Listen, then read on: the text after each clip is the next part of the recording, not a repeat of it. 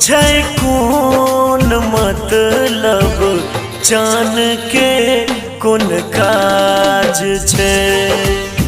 फूल सो छै कोन मतलब जान के कोन काज छै।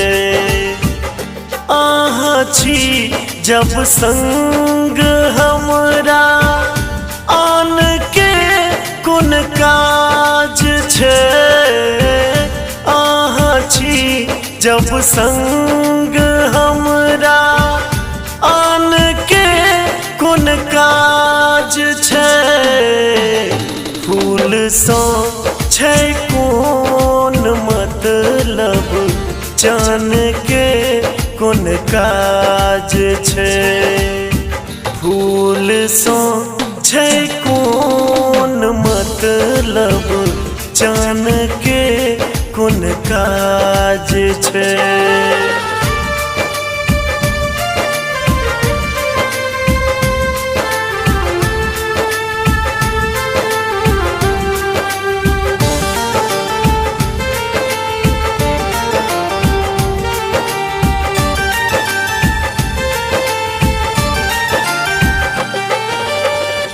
मद भरल अछि आँख कारी, मेघ उमरल हो जेना।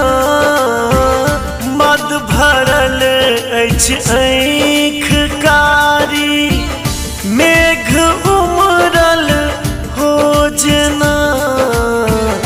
देख ली एक बेर बस फिर जाम के कोन काज छै।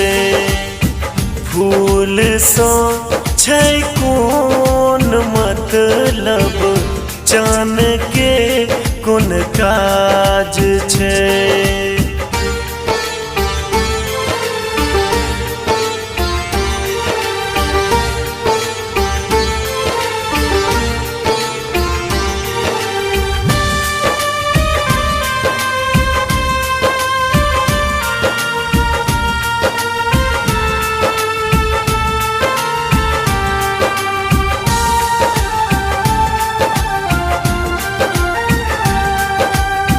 काट सन नोखगर आहाँ के कोर पिपनी केर लगे।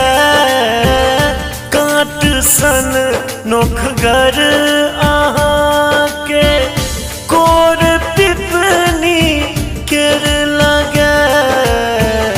जान बन गेलो आहाँ अब प्राण के कोन काज छै। फूल सो छै कोन मतलब जान के कोन काज छै।